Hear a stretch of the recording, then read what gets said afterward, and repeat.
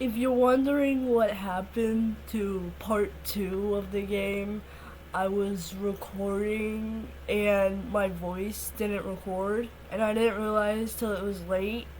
But I'm not recording it again because I want my authentic reaction, and I can't do that. So, yeah, I can't do that. And then this person said, the day 3 came out, please play it. And then I said, okay, I will. They said thank you. So I will be playing it. And I hope you enjoy. If you're wondering what I did, I went and drank water. But I also choked. So you cannot hear what's being said on the other end, barely being able to make out what Khole's saying himself. Please, if not for deal, do it for me. Your heart pounds. You take another step. Then the floor creaks quietly. The whispering stops. It stops, yo. Silence. You don't move. You don't breathe. I am breathing. I'll call you back. See you soon.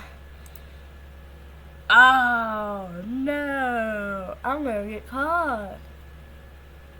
I'm not saying that word because I don't want to. Footsteps, the quiet jingles of a key struggling and I accidentally pressed save.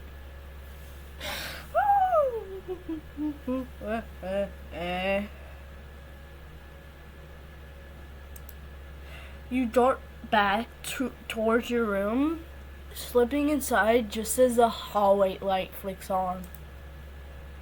Oh, this is such a good sleep. You crawl into bed and pull the blanket up to your chin, pretending to be asleep. The door knob rattles. Your breath catches, but it doesn't open. After a long moment, you hear Khole's footsteps retreating down the hall. The house falls silent again. You stare at the ceiling, wide awake, the darkness pressing in around you. What has he meant by see you soon? You thought he couldn't leave the house. You don't sleep again for a long time. Wednesday, 10:30, 13 a.m. Bang, bang. Okay, calm down. You wake up up to a start and you're immediately plugged into a state of panic. Yo, calm down. Don't be banging on my door like that. Calm down. Bang. Bang. There was a disturbing sound of blunt forces hitting the wall every now and then. I want to leave this house. But aside from that, you quickly came to the realization that you couldn't move your fingers. Your hands are tied up. You can't move them anymore. Yo! Help me! Help me! You try to struggle against the tight bindings to no avail. Stop banging on the wall. Bang, bang, bang. Ben. You flinch at the sound of harsh banging. coming from the hallway. Calm down.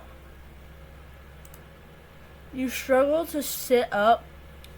The sticky bits of the messy tape job catching on the fabric as you slid your feet off the side of the bed.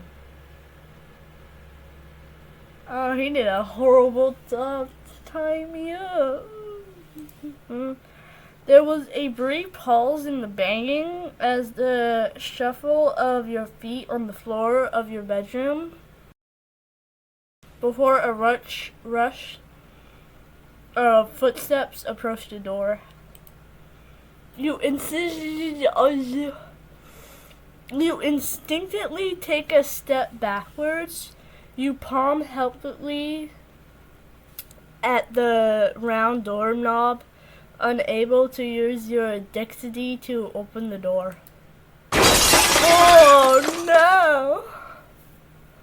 Oh no! He slams the door open, bursting in with a hammer in head and a wild look in his eyes. No wonder I stabbed you!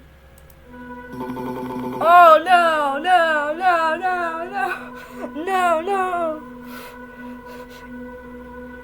Good morning, Theo. Are you saying morning because you're gonna mourn my death? Because no. You step backwards further. Oh, Daddy, chill! What the hell is even that? What the heck was that? The back of your knees brushing up against your bed once more at the sight of the figure you had familiarized yourself with looming past your door frame with a hammer in hand. He glanced down at the tool in his glass, his ink-dark fingers wrapped around the hanger, far too comfortably for you. Ooh, no! No, I do not like those ones.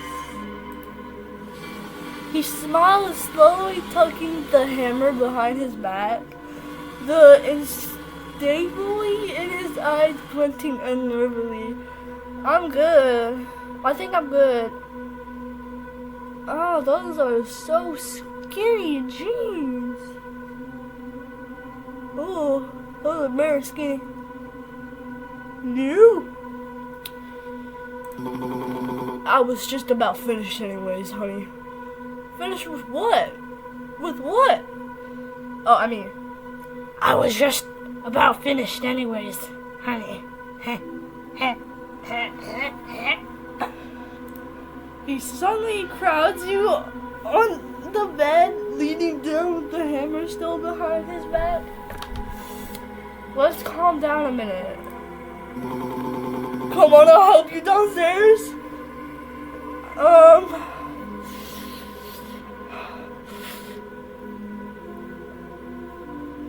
No.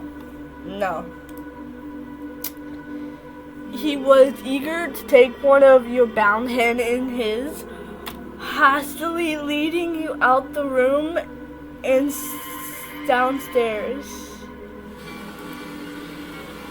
Look happy to be the one in control of this situation. He was way off, so much so it was concerning. Help me! Help me! Help! Help! Help! Help! Go! Go! He smiled widely as he set you down in your seat. Scurrying to put the hammer down on the kitchen counter and hastily throwing on his apron before taking his place, leaned over the table. He plants his elbows on the table, leaning in very, very close. What is that on the oven? I'm not sure what that is. I think it was there before. Yeah, what it is. His breath is uneven. His eyes bright with a kind of frantic relief. Yo, I need out. There, see? Everything's fine now, just as it was. No, no, no. His voice is soft. The softness feels stretched thin, like a thread pulled too tight. Too tight. Why are my fingers taped up? Why are you using... Because I already know why my fingers are taped up. He wants to force feed me everything. And I can't do anything about it.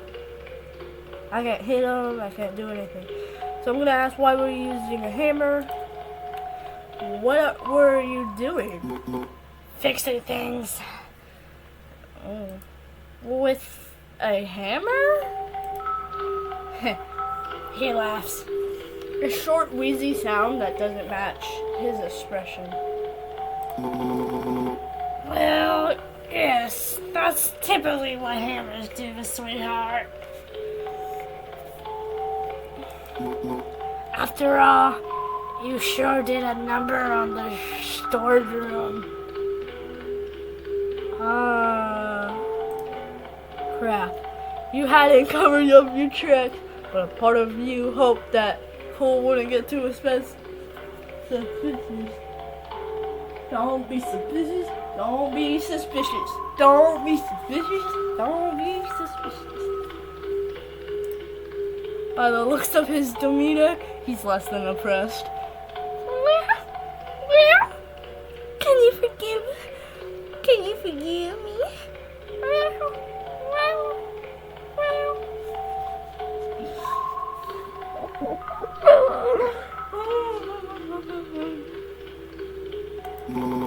I can only imagine what things you found in there. Oh yeah. I found Pokemon. I found Pokemon in there. It was so amazing to watch that. And then that one episode, one Pikachu died. It was so sad. I don't know what I'm talking about.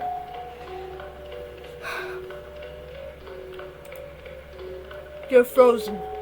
He knew. He definitely knew. Oh, and I also found bath water in there. That was kind of strange. But I mean, I'm pretty sure it was mine because you definitely would never have bath water. So I'm like, ooh, bath water. And then I drank it, and it was amazing.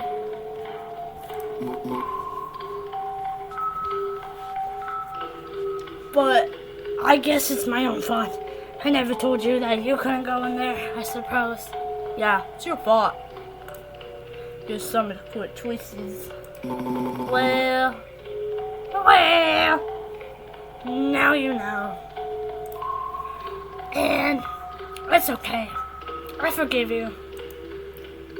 His smile wides again. Let's have breakfast, okay? A good fresh start. I don't want breakfast.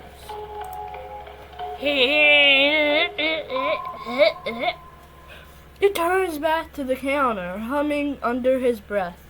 The same melody for the past 2 days. You watch him move around the kitchen. He isn't cooking bacon or eggs like usual. Instead, he reaches for a box of cereal in the cabinet under the silverware. Cereal? Something simple. Something easy on your stomach. He pours the cereal like a bowl into a... No, not like a bowl. Into a bowl. Adds milk and stirs it with a spoon. All casual-like.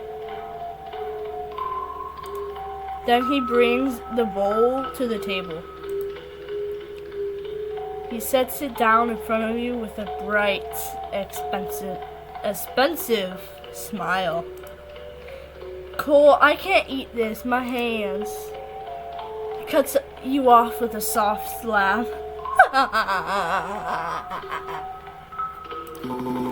I know, that's why I made something I can feed you. Yeah, I thought so. You tense up. He even taken the freedom to feed yourself from you. You had completely shattered his chest. Now everything was under his control again. He scoops up a spoonful of cereal, holding it up with the tenderness that feels horribly out of place as he held the spoon to your mouth. Open up, sweetheart. No. Why cereal? You never make cereal. His eyes narrowed a bit. Question time is over, honey. He nudges the spoon towards your mouth again. You hesitate, then open your mouth. No, don't open your mouth! He beamed. Good job. He feeds you slowly, spoonful by spoonful, watching your face with an intensity that makes your skin prickle. His eyes follow every swallow, tracing the curve of your throat as he continues to smile approvingly. See, this is nice, just us. See, this is nice. Just us, no running around, no secrets. Cool. Shh. Eat first. Talky after. He scoops another spoonful, bringing it to your lips. You can't tell if he's trying to comfort you or keep you quiet. He scoops another spoonful, but his hand trembles. Just barely. You almost miss it. He scoops another spoonful, but his hand trembles just barely. You almost miss it. I'm gonna turn my head away. You turn your head sharply. The spoon bums your cheek. Why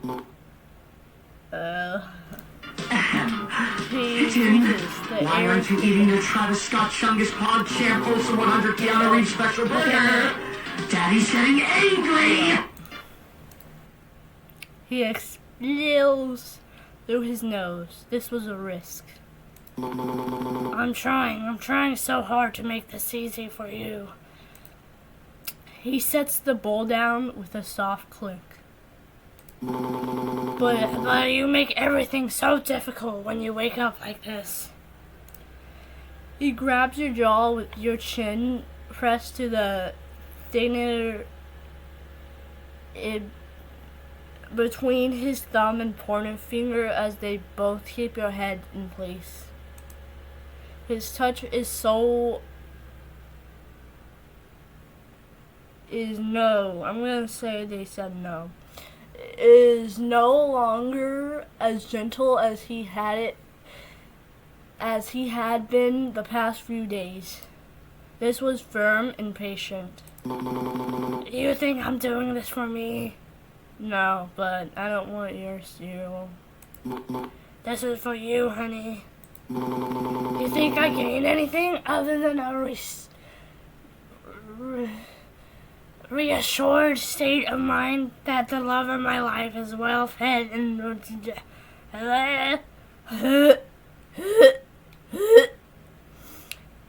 nourished?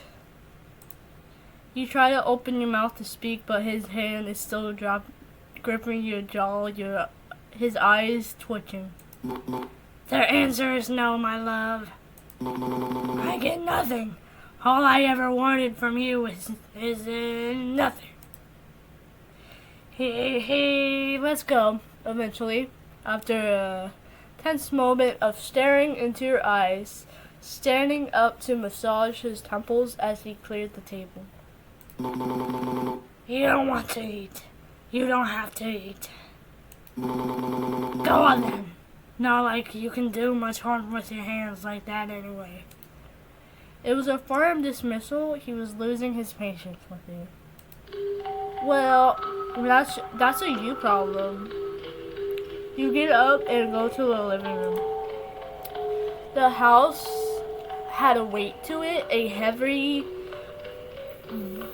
violet quality that seemed to swallow the sound of your own breathing. I stepped into the living room. It was a space designed for comfort, yet it felt more like a correlated exhibition of a life you couldn't quite remember living. You wandered towards the center of the room, noticing how the lack of interior walls created a strong pulpic feeling. You were always in view of the kitchen, and the kitchen was always in view of you. A coffee table sat centrally, holding a stack of Polaroids. You paused by the fireplace mantel where 2 picture frames sat. What are you most curious about? Hey, don't let me click. Hey! Oh, sorry about that. Each photo is years apart, but all seem to be from the same camera.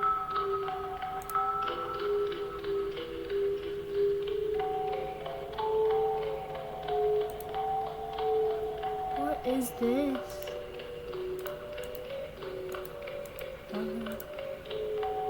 You glimpsed back at Khol, who was organizing and reorganizing his glassware with empty eyes, as if completely lost in the repetitive domestic action of it.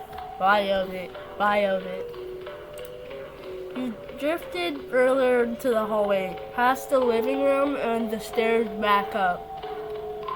Your fingertips trailing along the bland wallpaper. That was when you saw it, a narrow door tucked behind a shadow corner. Unlike the other doors, it wasn't boarded up or even locked up. It was simply closed, with a handle that felt ice cold against your palm, even through tape. Right, the tape. You used your other hand's thumb to try and wedge it under the small gap that had formed around the edges of the tape due to sweat. You wiggle it free through enough for you to pull the tape off with the teeth. Wiggle, wiggle, wiggle. You pressed your ear to the wood as you used your free hand to quietly undo your other hand. There was no sound, but there was a draft. A thin, sharp current of air that smelled of damp concrete and something rottenly metallic like old rusting pennies. It was the only place in the house that didn't smell of Khol's potassium warmth.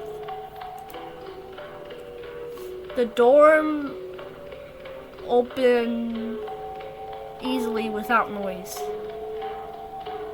Okay, to make this clear, English is my first language, but it makes it sound like it's not when I read some things. And yes, English is my first language.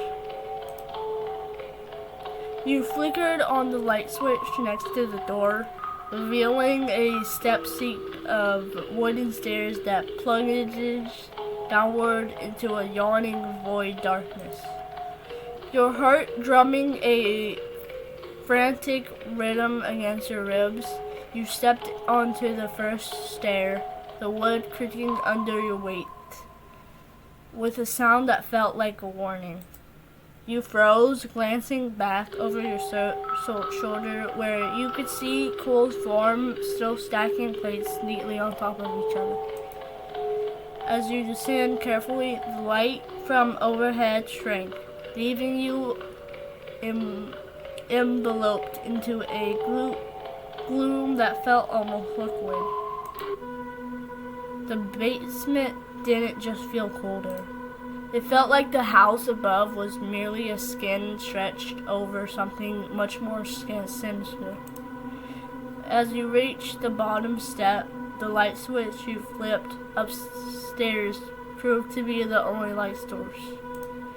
It's a primitive casting long, shivering shadows that seem to dance independently of your movements. The air was thick and stagnant, the smell of death and rot clinging to your skin like a wet sheet. You felt the urge to gag, pulling up the collar of your shirt to try and filter clearer air. You took a step forward. The sound of your footfall didn't echo. It was absorbed, swallowed by the silence of the concrete floor. As you ventured deeper, the domestic facade of the home disappeared entirely. This wasn't a basement. It was something bad. Something really, really bad. A cellar designed for things that were meant to be forgotten permanently. What is that? To your left, a haunted-looking door.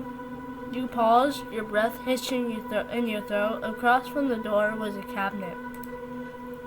The surface was stained and warped with something dark and suspicious. There were boxes on top, both stained at the bottom with something dark and thick. The entire room was wretched of a chemical-like metal smell. It was also a little sweet. What are you most curious about?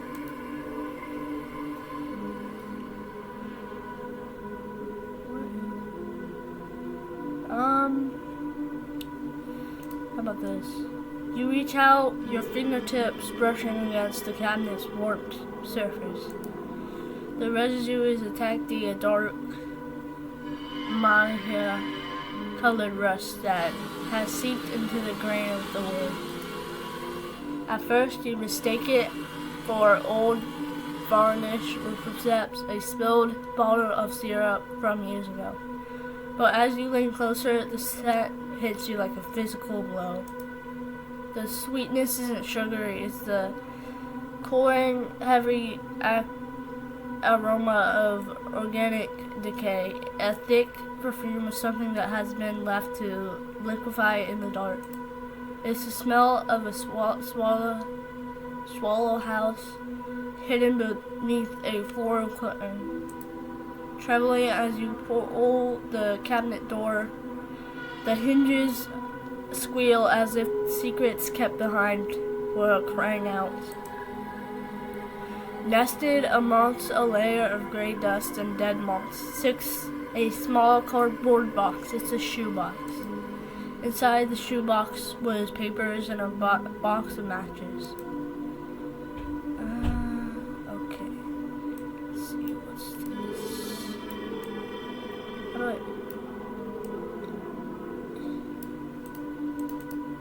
It says lost, last will and testament of at the very top. The child who receives her inheritance is named. What? What is this? Did he receive this house? I guess so. Let's see this. It's a government document. At the top, it says something inheritance. The name signed are Yosha, and that was Khol's last name. Yep.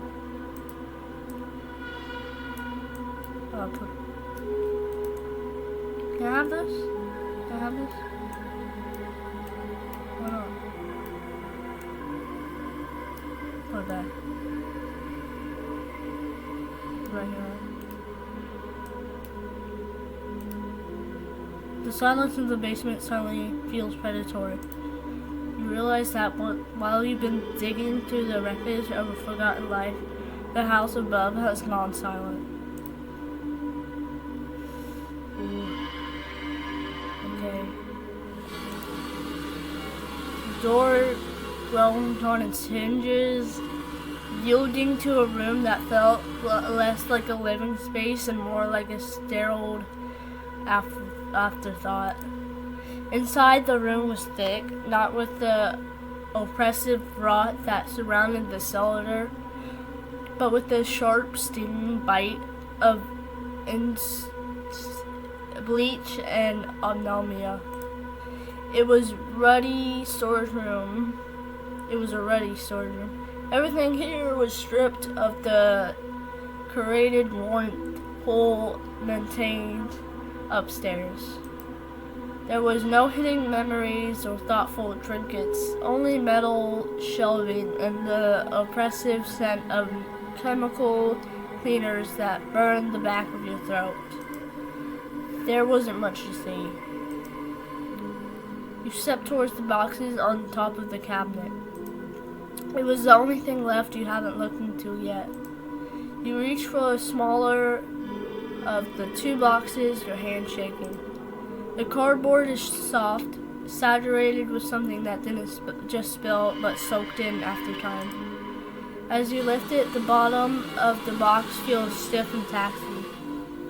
Clinging briefly to the shelf before pulling away with a sticky, visceral sound. It's heavy, too heavy for the size of the box.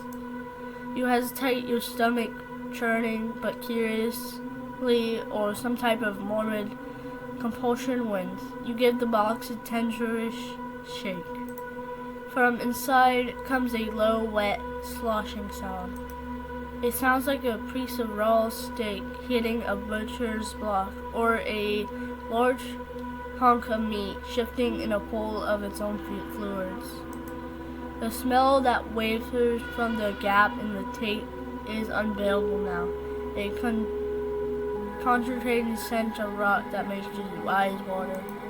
You think of Khol downstairs, his gentle smile and the way he tactfully stacks the plates.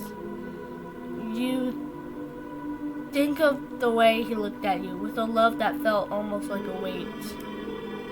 Then you look back at the box, and the contrast is deafening. The man who loves you so deeply is the same man who kept this. Whatever this is in the basement. You stare at the other, slightly bigger box, wondering if some things are better left in the dark. But your fingers are already setting down the smaller of the two, reaching for the flat on top of the second box. Are you ready? I don't know, am I ready?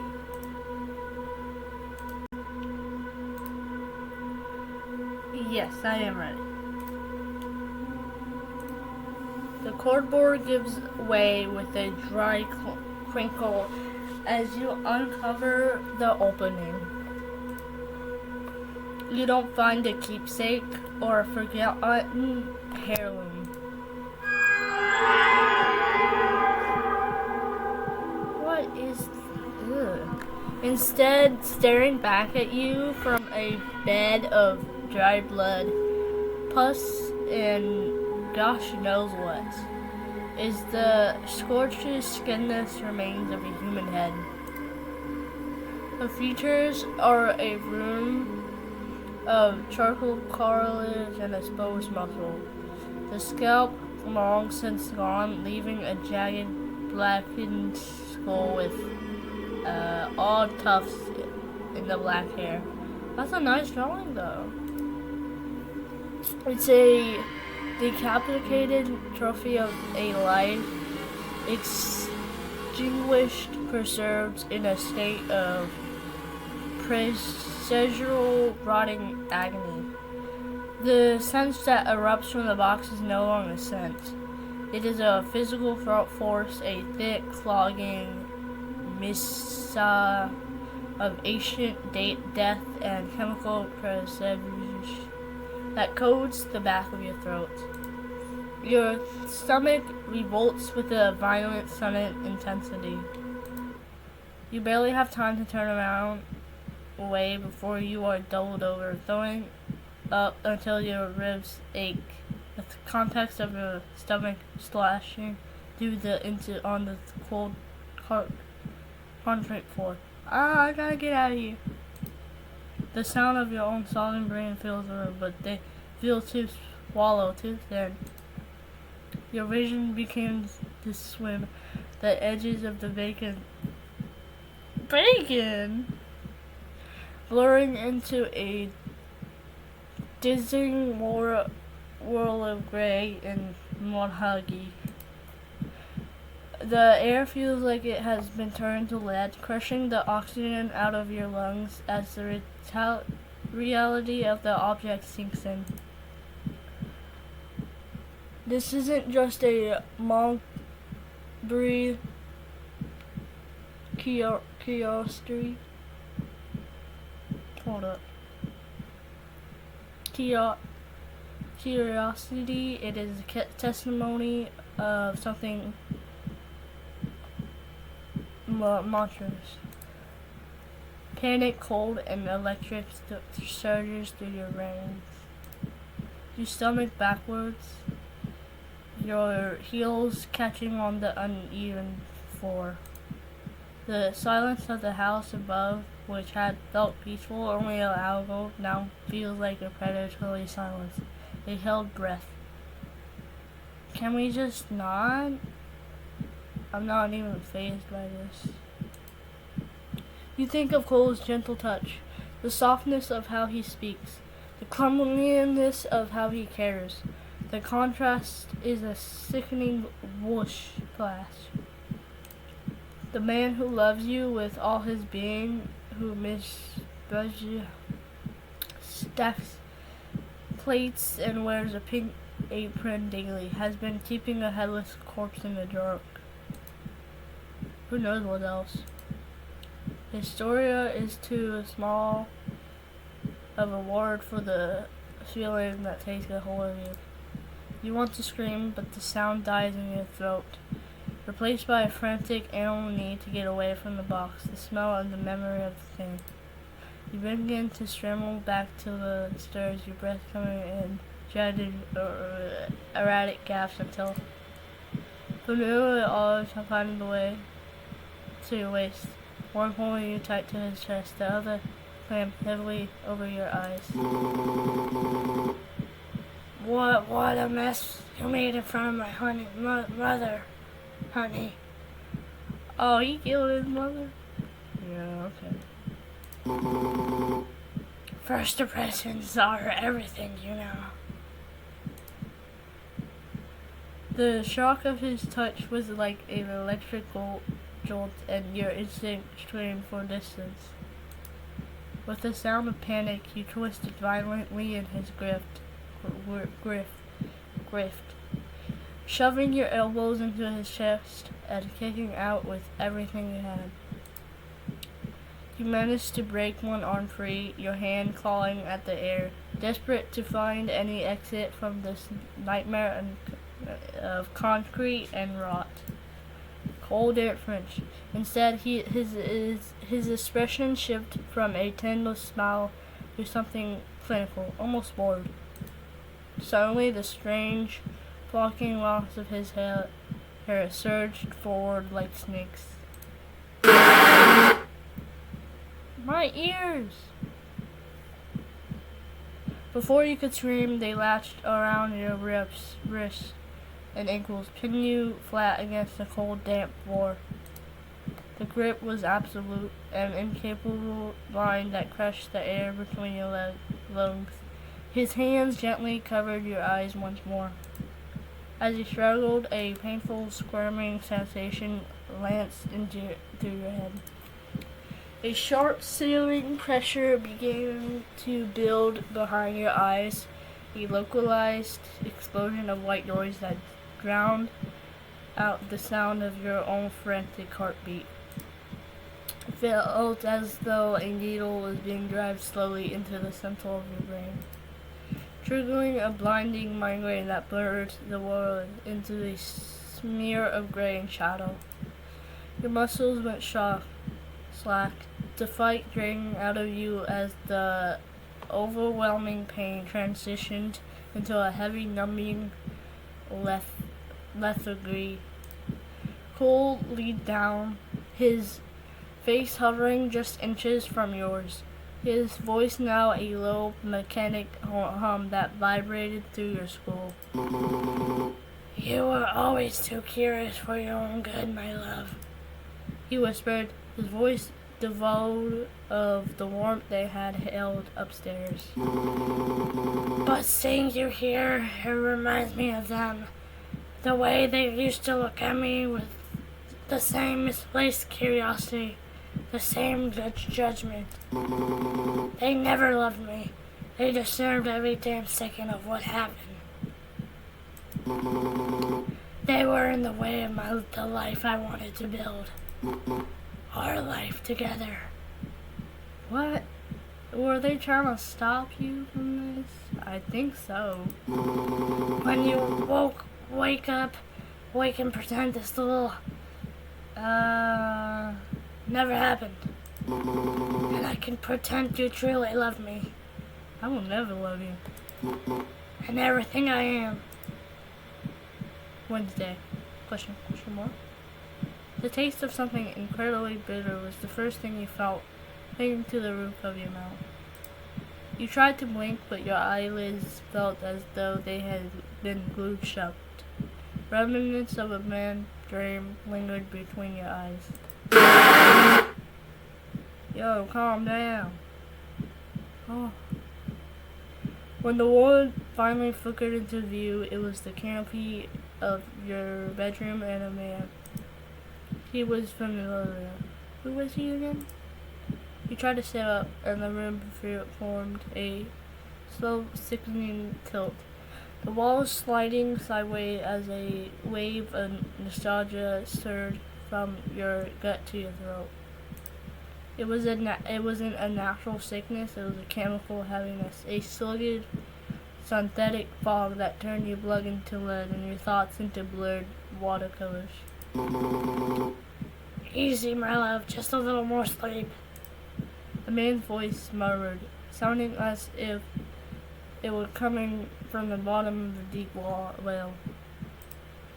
His silicate that licked the soft glow of a bedside lamp. He looked serene, wearing an expression of heartbreaking tenderness.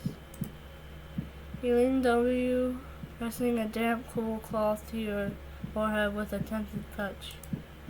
You tried to remember how you had gotten back to bed, but the memory was a jagged hole, smoothed over by a layer of artificial numbness. You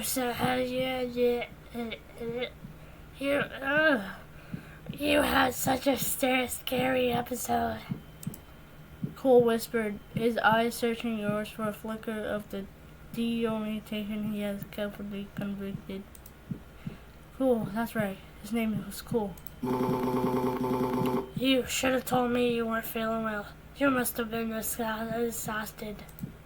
He moved with the practical rhythm grace, shifting to the other side of the bed to adjust the pillows beneath your head.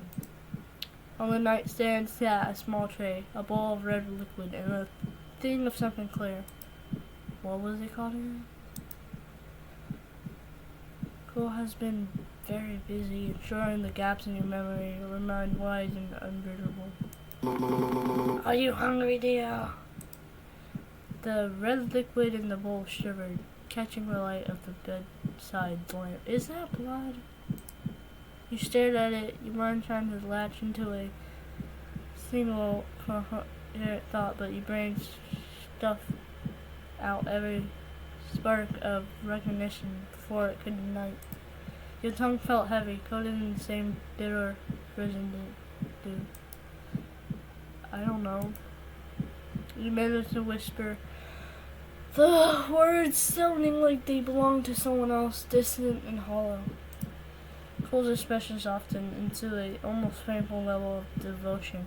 He didn't seem to be bothered by your disorientation. If anything, he seemed to relish it. His eyes drinking in your confusing with a quiet satisfaction. He reached for the bowl, the ceramic clicking softer against the wooden nightstand, and shifted closer. Just a few sips, honey. It will help settle your stomach. I feel so bad, but not in the good way.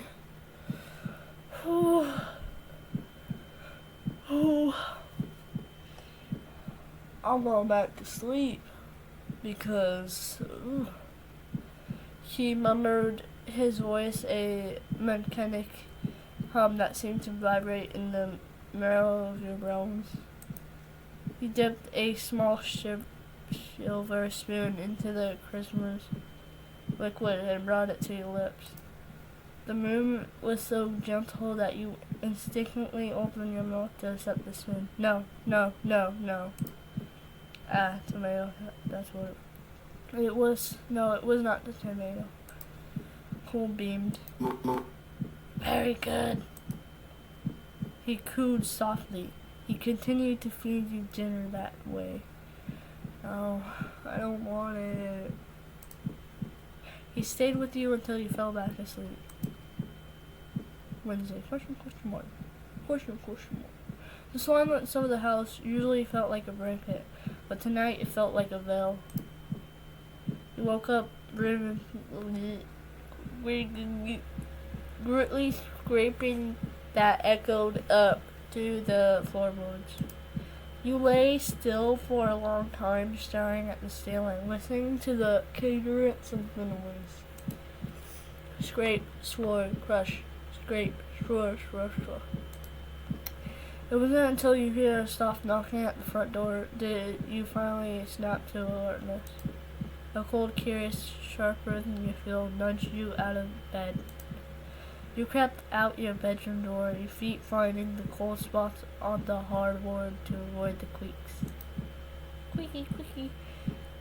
From the top of the stairs, you saw his tendrils moving to open the door. He slowly peered down the stairs, careful not to be seen. Cole was sitting at the table. Through the table you usually sat at was repositioned.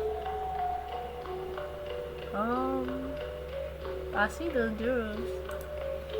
He was using a mortar and pestle, the heavy stone bowl, grinding something white and brittle into fine chalky powder. He watched the way his shoulders stiffened, the tension in his frame suggesting a level of confidence that bordered on desperation. Whoa, this is so long, yo. When the door unlocked, another person opened the front door from the other side. Where were you? Where were you? You're late. Your eyes widened at the sight of a unfamiliar man entering the house. A tall, dark-skinned man with long lips, holding a paper bag of what looks like to be groceries. I'm sorry. His voice was lower than Cole's, but with a constant, exhausted tone. Oh, lower than Cole's? Okay, I got you. Got held up at work, yo. He set the bag down on the table next to Cole, beginning to quietly unload the items. The face. This week has been so difficult.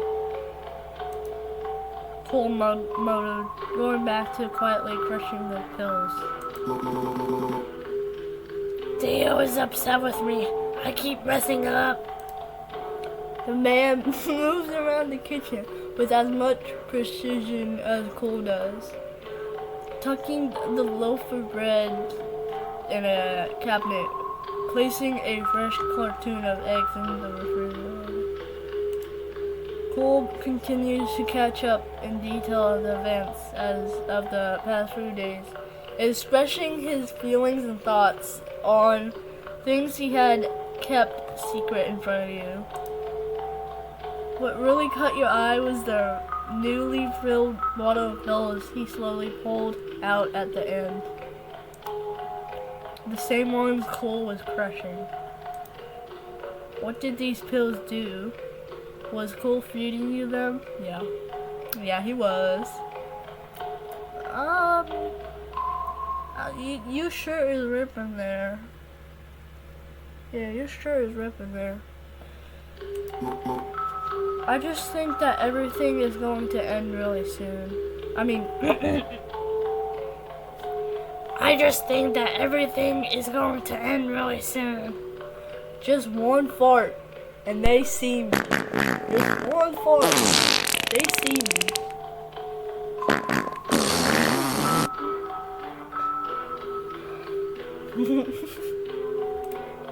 Khol murmured, indicating the last of thoughts.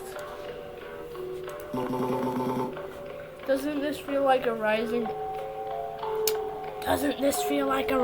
action until the big thing happens that decides how the rest of our lives play out?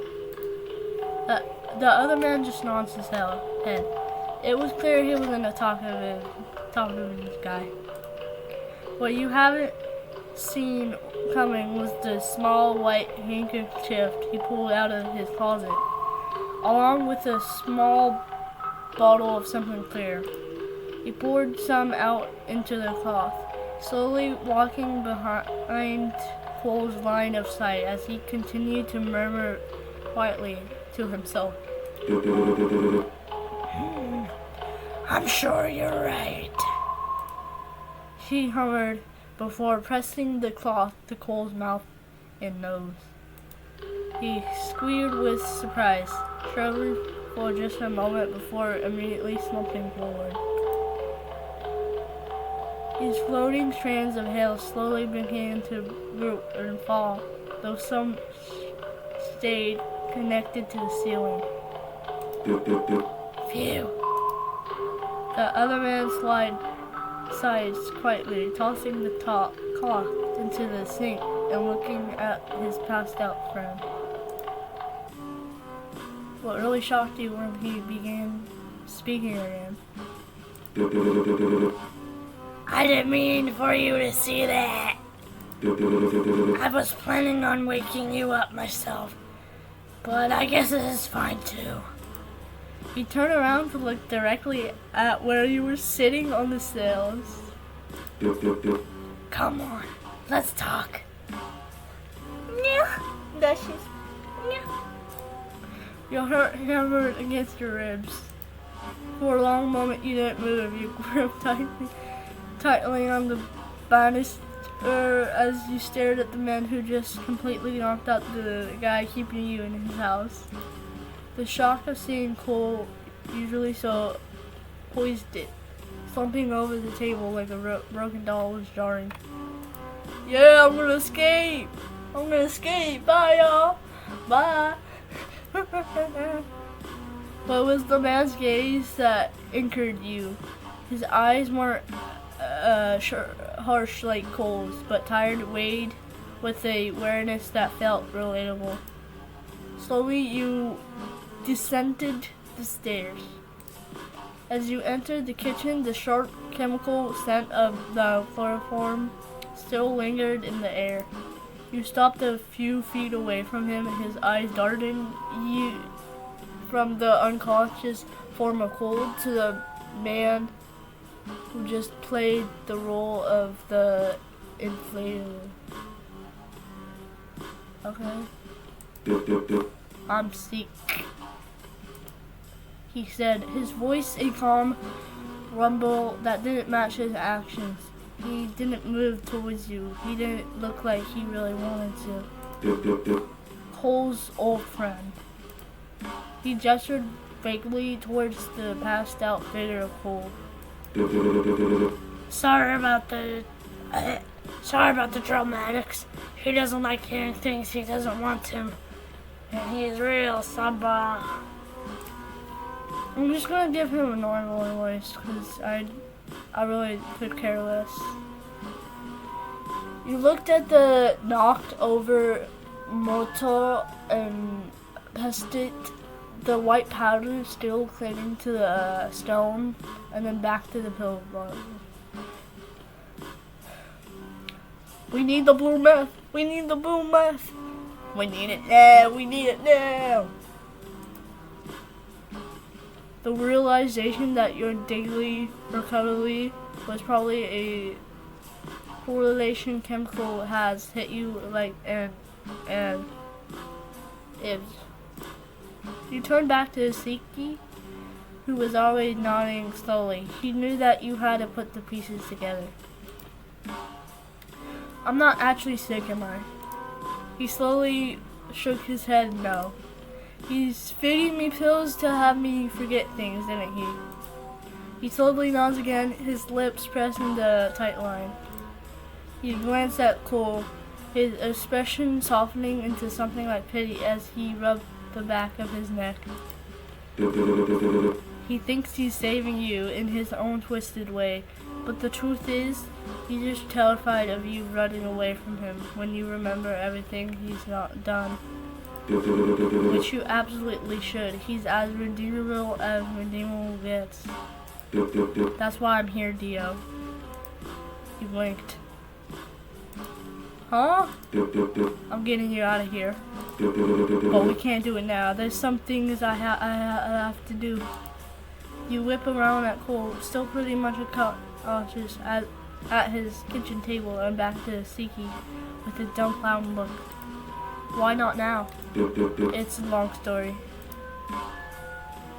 Siki sighed, walking towards the table once more. But I suppose we do have all night. He stared at Khol's body with an unsure expression. He slowly dug his hand into Khol's pocket, pulling out a key. He hesitated for a moment before laying down to a horse, his hand up under his arm like an animal. Dot dot dot. What? Why did you? He looked stupid. They both did. He stared briefly at you with no words. You didn't know what exactly he was waiting for. You squint your eyes a little, making a face. He shifts Khol's around, grunting softly as he slams him over his shoulder like a sack of potatoes instead. Dot dot dot. Wow. He stares at you again, as if slightly asking if this was better. You make an incoherent expression, shrugging your shoulders. He shrugged his own, turning towards the stairs with Khol slung heavily on his arm. Siki navigated the stairs with a riveted heavy thud. After clicking on the lights, Khol's limp body bouncing slightly against his shoulder with every step. It was a surreal image, the domestic terror of the house, reduced to a piece of luggage being held upstairs. You followed close behind, your curiosity overrunning the lingering feeling. Linging, linging, linging. Your footsteps light and hurried as you tried to keep pace with the taller man. As Siki fumbled with the key and the padlock with one hand, you tried to slip past Siki to see inside his room, but surprisingly, firm arm suddenly barred your path.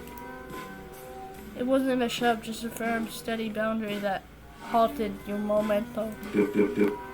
Wait here, please.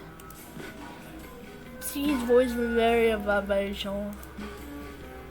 He watched from the hallway, listening to the muffled sounds of coal being dropped onto a mattress. A moment later, the door clicked shut and Siki reappeared, leaning his back against the wall and crossing his arms over his chest.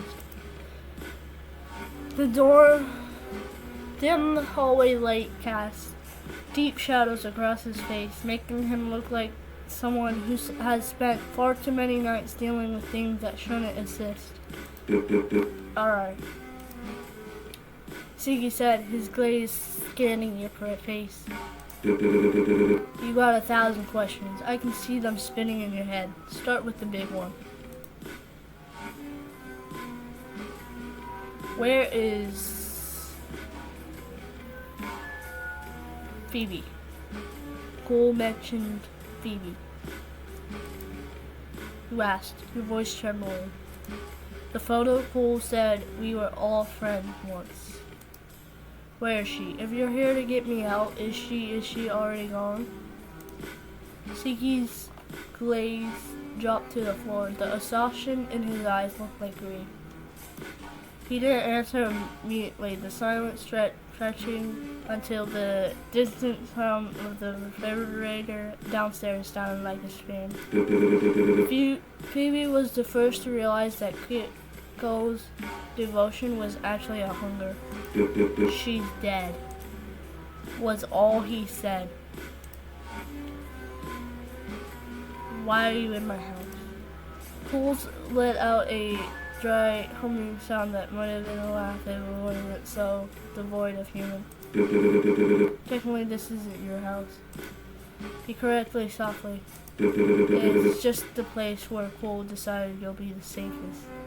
Which, as you probably noticed by the medication and the locked doors, is his way of saying where I can keep you under my thumb. You said you were friends. If you're friends, why are you knocking him out and sticking around? Siki's glaze dripped towards the closed bedroom door. We were a long time ago, before Khol decided that love meant this. He doesn't see people as people anymore. He didn't just want your affection, Dio. He wanted your acknowledgement. He wanted to be the only thing you remember, the only person you need. Those pills don't just cause memory loss. They prune the parts of your mind that makes you want to leave. The revelation makes your heart drop to your feet. Every kind gesture Khol has made over the last few days. The careful meals, the soft words, the obsessive attention suddenly feels like a brab performance. You looked at Siki, really looking at him, noticing the way he didn't seem surprised by any of this. What? So this is coming from sort of a savior complex? Savior complex? You must be joking. It's a place of concern, Bird. Oh, are you calling me Bird? Who are you, Riddle? Shifted at his weight, his shoulder leaning harder into the wall, as if physical pressure helped him hold back the words. A coward. I'm someone who waited too late to finally do something. He looked at you with a strange kind of warmth. Well, I'm gonna be honest. I know you more than Khol thinks you do. I've been wearing you off the medication by emptying half the bottles and filling them back with duds. The air in the hallways seemed to thin. Every time you had a flicker of clarity, every time the fog had lifted just enough to make you question the locks on the door, that has been him. I know you're probably really confused, and I'm sorry. I'm doing this for you and for Khol. This obsession he has with you is ruining you both. Eventually, you're overdosed on the pills, and he'll die of starvation. He can't sustain himself on the energy of a dying mind for long. I care about you too much to let that happen, okay? He nodded after a moment, slowly digesting the words. Any day now, Khol won't be able to keep up that form for much longer. It's been slipping out of his control more and more every day. And if he doesn't eat, Siki trailed off, his voice dropping to a whisper. Bottom line is, I don't want that to happen. I don't know how you feel about any of this, but I'm being selfish here. I can't help myself. You just need to trust me. What do the pills do? What do the pills do? They're sort of erasure. They target the short-term memories and the emotional triggers that keep you grounded in who you are. But why would he do that? Why would he want me to forget everything? Siki's expression remained the same. Because Khol is a rotting monster. Monster, how should I feel? Creatures like here, looking out the window. Yikes. Oh, I wasn't being mean. He's literally a monster, and he's literally rotten. He paused, then doing something unexpected. He wiggled his hair. They moved independent of each other, writhing like snakes for an instant before it stopped. Creatures like him, creatures like me, we can't be exposed to humans for too long in that state without things starting to degrade. You start to go insane. You start to lose your grip on reality, your identity, and your will, as you were doing. The only way he thought he could prevent the crazy was to make you forget. If you didn't remember the things that were triggering the breakdown, he thought you could stay here with them. He looked at you, his eyes weighted with a profound sadness. He didn't want to help you, Dio. He just went crazy along the way. Siki gently pat your head. It was sort of awkward gesture, but it felt nice. It wasn't a touch that demanded anything from you. You should head to sleep. I'll be gone when you wake up, but I want to be fair. Glance at the storage room. It would be better if you had your phone, though. I guess I'll have to deal with that, too. He murmured soft to himself. Guess I'm busy tonight. He watched as you returned to your room before heading downstairs to discard of the pills. The hallway light was turned off and the house was quiet once again. ... And okay. Goodbye, everybody.